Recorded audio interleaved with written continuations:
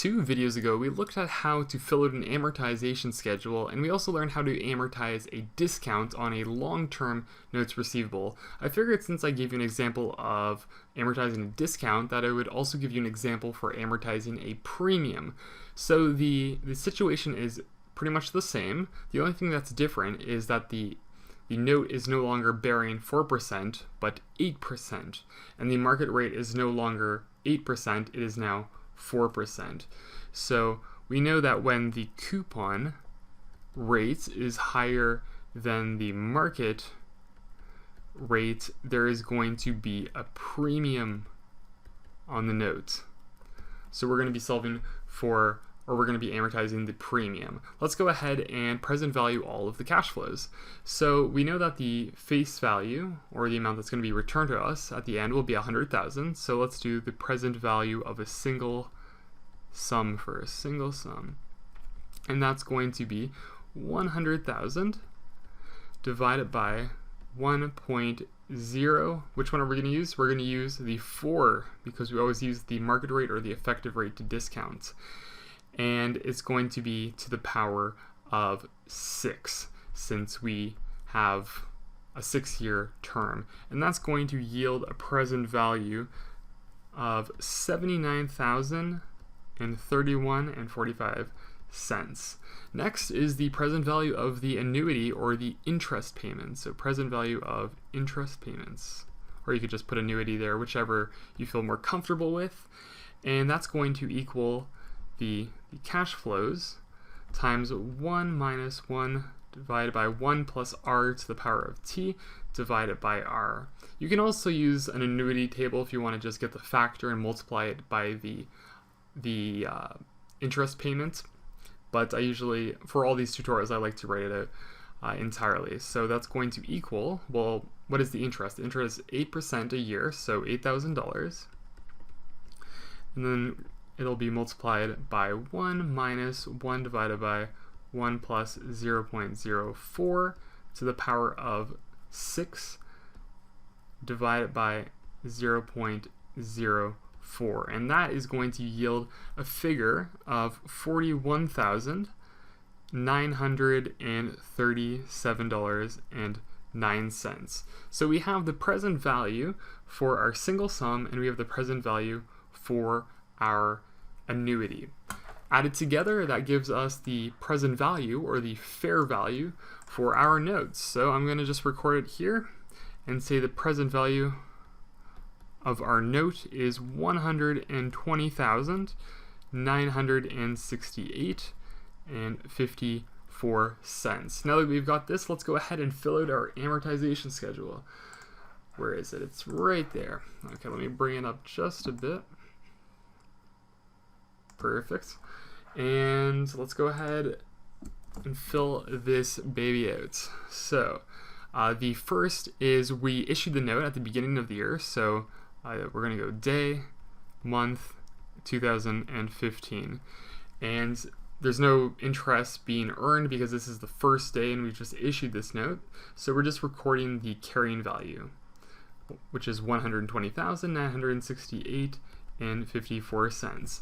Then we have 1 year go by, so we're going to be at the end of December, so the 31st of December 2015, and the cash we're going to receive is $8,000 because that's the interest payment, and it's actually going to be the same for each of these rows for the cash received, and the interest income is going to be the market rate, which is 4%, as you can see up here, multiplied by the carrying value, and that's going to give you an interest amount of $4,838.74. And then to find the amount of the premium that's amortized, it's just the difference between the cash received and the interest income. And that's going to be, what is the difference? Where I've lost my spot on my page. $3,161.26. And the carrying value is going to decrease because the premium is slowly being amortized, and this needs to regress back to 100,000. So the carrying value is now $117,806.74. I'm just going to try to quickly do this as quick as possible. I'm just going to write all the dates. So 31st of December 2017, 31st of December 2018, I'm just going to write 2019 and 2020. So the interest is the same for all of these, or I should say the cash received is the same for these. The interest, we're going to multiply this by the market rate, which is 4%, and that's going to yield us interest of $4,712.27. Then the difference between that and 8,000 is going to be $3,287.73. And then we'll write our carrying value and move on to the next one. So I'm just going to write out all the figures since you're probably getting the gist of it, and you might just want to use it for reference to see if you're able to figure out the rest of this annuity table. You can maybe pause it and just fill it out yourself before you go ahead and look at all of the values. This should actually be a 24 and 111,099.77 cents. Interest income for 2018 is going to be 4,443.99. Difference will be 3,556 and a penny. And carrying value will be 107,543.76 cents. Interest income for 2019, once again, we multiply it by the market rate, which is 4%. We get 3,000, or I should say, no, we don't get 3,000. We get 4,301.75 cents, and the difference is 3,698. My writing is just starting to get a little bit more difficult to read. 103,000 is the carrying value, 845.51 cents. And finally, the last year, we'll have interest earned of 4,153.82 cents. 3,846.18 is the difference, and the carrying value will now be 99,999, which you can also write as just 100,000. We just have a rounding. It's off by, like, what is that, $1? Yes, it's off by $1. So that's just because of the rounding issues. And once we have the amortization schedule completely filled out, we just need to do the journal entries. So I've got my 3 buttons like always.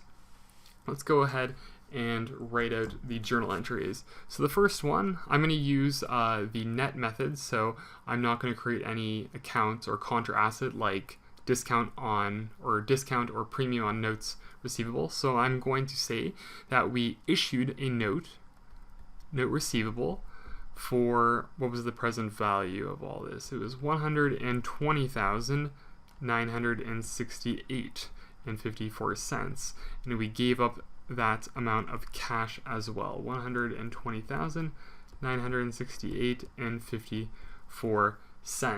And then we have our journal entry to record the interest that is paid to us. So if we look up at this amortization schedule, we can see that the first year was an $8,000 cash payment, and the interest was $48.38, and the difference was, or the amount that's amortized, is $30,161. So I'm just going to write all that out. So we'll have cash being debited since it's increasing, we're receiving it, and the premium is going to be credited because a credit is going to decrease this note receivable balance since it needs to regress back to 100,000, and that's going to be for 3,161.26 cents. And then the interest income